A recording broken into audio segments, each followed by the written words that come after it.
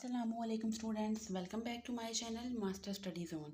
Students, आज हम chemistry class 9 की न्यू बुक का चैप्टर नंबर 5 एनर्जेटिक्स इसको डिस्कस करेंगे। स्टूडेंट्स, हमने अपनी प्रीवियस वीडियो में स्टीचोमेट्री की डिटेल हमने एक्सरसाइज को, चैप्टर की एक्सरसाइज को, एमसीक्यूज़ को, इन्वेस्टिगेट क्वेश्चंस को एंड लॉन्ग क्वेश्चंस को डिस्कस किया था। स्टूडेंट्स, आज हम डिस्कस करेंगे chapter number 5 that is energetics. Students, अपना लेक्चर स्टार्ट करने से पहले मैं आपको बता दूं, अगर आपको क्लास 9 के किसी भी सब्जेक्ट में कोई प्रॉब्लम है, चाहे वो केमिस्ट्री है, फिज़िक्स है, बायो है, मैथ है, इंग्लिश है, आपको किसी भी सब्जेक्ट के कोई नोट्स चाहिए, आपने कोई लेक्चर समझना हो, तो आप मुझे कमेंट सेक्शन में मैसेज कर सकते हैं। इंशाल्लाह मैं आपकी प्रॉब्लम को सॉल्व करने की पूरी कोशिश करूँगी। तो जी स्टूडेंट्स, सबसे पहले मैं आपको इस चैप्टर का थोड़ा सा इंट्रो बताऊँगी कि इसमें हम क्या क्या चीज़ों को डिस्कस करेंगे। तो स्टूडेंट्स, आपका ये चैप्टर जो जिसका नाम एनर्जेटिक्स है, इसमें स्टूडेंट्स आप डिस्कस करोगे हीट को, इंथाल्पी को, कि इंथाल्पी क्या होती है, इंथाल्पी चेंज क्या है, आप इंथाल्पी को किस तरह से मेजर कर सकते हो। उसके बाद students, what are exothermic and what are endothermic reactions को।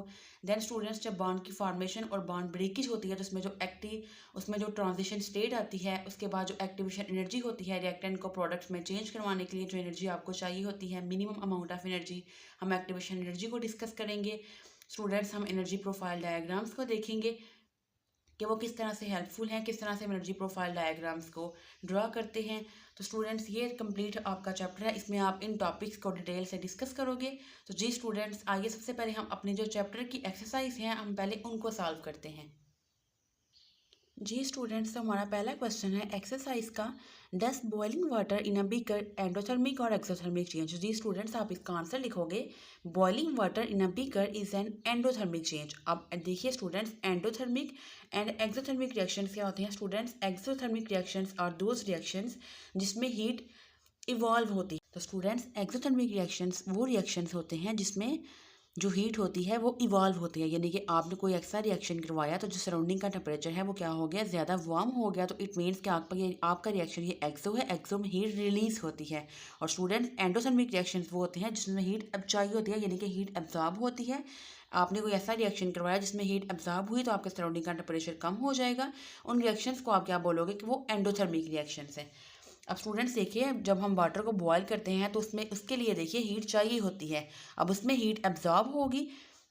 तो स्टूडेंट्स, जिस रिएक्शन में हीट एब्जॉर्ब होती है उनको हम क्या बोलते हैं, एंडोथर्मिक रिएक्शंस। तो बॉइलिंग वाटर क्या है, एक एंडोथर्मिक चेंज है। Which form of energy is being transferred in this system. तो इसमें आप लिखोगे हीट एनर्जी, हीट या thermal energy is being transferred in this system. जी स्टूडेंट्स, हमारी एक्सरसाइज नंबर 2 है, can energy be transferred in form other than heat during a chemical reaction. तो students, वो आपसे ये पूछना चाह रहे हैं कि क्या हमेशा ही ऐसा होता है कि जब आप कोई केमिकल रिएक्शन करवाते हो तो जस्ट उसमें जो हीट है वही रिलीज होगी एनर्जी की फॉर्म में। तो आप लिखोगे energy can be transferred in a form other than heat during a chemical reaction. अब देखिए उसमें और कौन कौन से हैं, इसमें आप लिखोगे हीट जो है वो common type of energy transfer है, और जो अदर फॉर्म्स हैं लाइक लाइट है, इलेक्ट्रिसिटी है एंड साउंड है etcetera can also be involve. जैसे फॉर एग्जांपल स्टूडेंट्स, जब आप कोई एक्सप्लोजन करवाते हो, हम इस तरह के जब कोई रिएक्शन करवाते हैं जैसे फायर वर्क्स होते हैं, तो उसमें भी as a result of chemical reaction आपके पास लाइट भी प्रोड्यूस होती है और साउंड भी प्रोड्यूस होती है। तो स्टूडेंट्स, केमिकल रिएक्शन में ये सारी चीज़ें इन्वॉल्व होती हैं।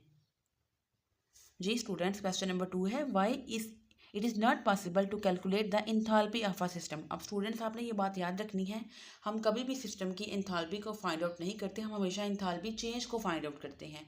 उसकी रीज़न क्या है, it is not possible to calculate the enthalpy of a system. अब स्टूडेंट्स, उसकी रीज़न क्या है, बिकॉज इंथाल्पी क्या है, एक स्टेट फंक्शन है। तो स्टूडेंट्स, आप लिखोगे because enthalpy it is a state function, meaning its के बाद मैंने यहाँ पे ऊपर देखिए लिखा है, meaning its value depend upon the system state, यानी कि इसकी वैल्यू सिस्टम की स्टेट पे डिपेंड करती है, मीन्स के initial state and final state, and does not depend upon the path taken to reach the state. जी स्टूडेंट्स, ये आपके क्वेश्चन नंबर 2 का आंसर था। जी स्टूडेंट्स, नेक्स्ट एक्सरसाइज का क्वेश्चन नंबर 1 है, why the chemical reaction between sodium metal and water proceeds violently. अब देखिए students, इसका आंसर आप लिखोगे, स्टार्ट से आप क्वेश्चन से ही लिखोगे, the chemical reaction between sodium metal and water proceeds violently, then आप लिखोगे due to high exothermic reaction and rapid explosion of the H2 gas. फिर उसके बाद नेक्स्ट आगे लिखोगे, sodium donate electron to hydrogen in water which leads to emission of heat. अब देखिए students, sodium क्या करता है, इलेक्ट्रोपॉजिटिव एलिमेंट है, ये अपना इलेक्ट्रॉन लॉस करेगा। हाइड्रोजन जो आपके पास वाटर है उसमें जो हाइड्रोजन आयंस हैं उनको ये अपना इलेक्ट्रॉन डोनेट कर देगा। H2 गैस की फॉर्मेशन होगी, उसके लिए क्या, उससे क्या होगा, H2 गैस की इमिशन से क्या होगी, एक्सप्लोजन हो सकती है। तो इस तरह से स्टूडेंट्स वो कहते हैं कि जो केमिकल रिएक्शन है सोडियम में और वाटर में वो वायलेंटली प्रोसीड करता है क्योंकि एक हाईली एक्सोथर्मिक रिएक्शन है। जी स्टूडेंट्स, क्वेश्चन नंबर 2 का आंसर है is melting of ice is an exothermic और एंडोथर्मिक चेंज। जी स्टूडेंट्स, आप लिखोगे melting of ice is an endothermic change. Then उसके बाद मैं एरो से शो कर दिया है heat is absorbed in this change from solid to liquid. इसमें हीट चाहिए होगी आपको इसकी स्टेट चेंज करने के लिए सॉलिड फॉर्म से लिक्विड फॉर्म में। स्टूडेंट्स, क्वेश्चन नंबर 3 है can exothermic reactions be reversed. तो जी स्टूडेंट्स, आप लिखोगे yes exothermic reactions can be reversed. इसके बाद स्टूडेंट्स फिर आप नेक्स्ट ऊपर लिखोगे, जी स्टूडेंट्स, आप लिखोगे इन रिवर्स रिएक्शन। देन आप लिखोगे रिवर्स रिएक्शन में इन द फॉरवर्ड रिएक्शन। अगर आपका रिएक्शन जो है वो एक्सोथर्मिक है तो उसको आपको कैसे रिवर्स करोगे, it can be reversed into endothermic. आप उसको कैसे चेंज करोगे, आप उसको जब रिवर्स रिएक्शन करवाओगे तो रिवर्स रिएक्शन का क्या होगा, एंडोथर्मिक होगा। तो अब जब आप उसको बैकवर्ड रिएक्शन में करोगे it is endothermic and vice versa. Students, next question है calculate the enthalpy change for the formation of 1 mole of liquid water. तो जी स्टूडेंट्स, आपने इंथाल्पी चेंज फाइंड आउट करना है। सबसे पहले आप वाटर की इक्वेशन लिखोगे H2। आपने साथ स्टूडेंट्स मस्ट मेंशन करनी है कि आपके जो रिएक्टेंट या प्रोडक्ट्स हैं वो उनको किस फॉर्म में है। H2 हाइड्रोजन गैशियस फॉर्म में है तो जी लिखोगे। ऑक्सीजन भी गैशियस फॉर्म में है, जो प्रोडक्ट बना है वाटर वो किस फॉर्म में है, लिक्विड फॉर्म में। अब स्टूडेंट्स आप लिखोगे कैसे फाइंड करते हो आप enthalpy change, delta H is equal to delta HF water minus delta HF H2 plus delta HF O2। Reactant आप प्रोडक्ट में से माइनस करते हो रिएक्टेंट को। अब स्टूडेंट्स आपके पास जो प्रोडक्ट का इंथाल्पी की वैल्यू है वो है -285.8। अब आपके पास जो H2 और O2 के वैल्यू है वो 0 है क्योंकि ये क्या है, ये अपनी जो है वो स्टैंडर्ड फॉर्म में है H2 एंड O2, तो इनकी जो वैल्यू होंगी वो 0 होंगे। तो जी स्टूडेंट, आपके पास जो इंथाल्पी चेंज आएगा 1 मोल ऑफ लिक्विड वाटर का वो आपके पास वैल्यू आएगी -285.8 किलोजोल पर मोल। जी स्टूडेंट्स, नेक्स्ट एक्सरसाइज का क्वेश्चन है आर एनर्जी डायग्राम्स यूजफुल। तो आप लिखोगे यस एनर्जी डायग्राम्स यूजफुल।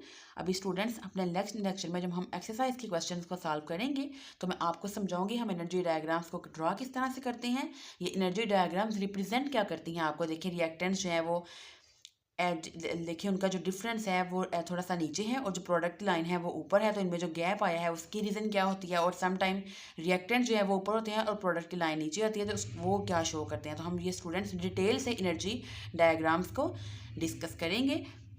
तो स्टूडेंट्स हम पहले डिस्कस करते हैं कि एनर्जी डायग्राम यूजफुल कैसे हैं। तो आप पहला पॉइंट लिखोगे, होपफुली स्टूडेंट्स आपको विजिबल होगा। फर्स्ट पॉइंट है it tells about transition state. Second आप लिखोगे it visualize energy levels. Third में आप लिखोगे इट शो एनर्जी प्रोफाइल्स। और स्टूडेंट्स देखिए आपको ऊपर 4 पॉइंट भी नजर आ रहा होगा, it determine the reaction pathway.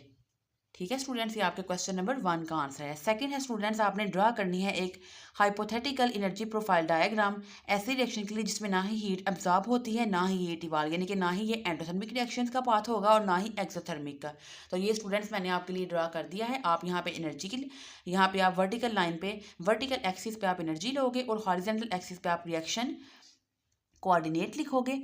Then students ये देखिए ऐसे रिएक्शन जिसमें ना हीट एब्जॉर्ब हो ना ही इवॉल्व हो तो उसमें रिएक्टेंट की और प्रोडक्ट के जो लाइन है वो बिल्कुल इक्वल आती है, यानी कि आप इसमें जो डेल्टा एच रखोगे वो आपका क्या होगा, डेल्टा एच की वैल्यू 0 होगी। रिएक्टेंट और प्रोडक्ट की जो लाइन है वो बिल्कुल सेम होगी।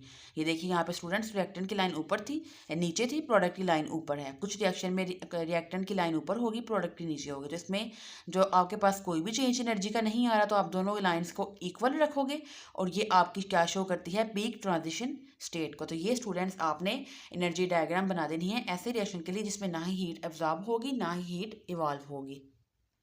जी स्टूडेंट्स, तो आज के इस लेक्चर में हमने अपनी चैप्टर वाइज जो एक्सरसाइज आती हैं उनके क्वेश्चंस को डिटेल से डिस्कस किया। स्टूडेंट्स अपनी नेक्स्ट वीडियो में हम डिस्कस करेंगे इस चैप्टर के एक्सरसाइज को एंड शॉर्ट क्वेश्चंस को। स्टूडेंट्स मिलेंगे नेक्स्ट वीडियो में एक नए टॉपिक के साथ, तब तक के लिए अल्लाह हाफिज़।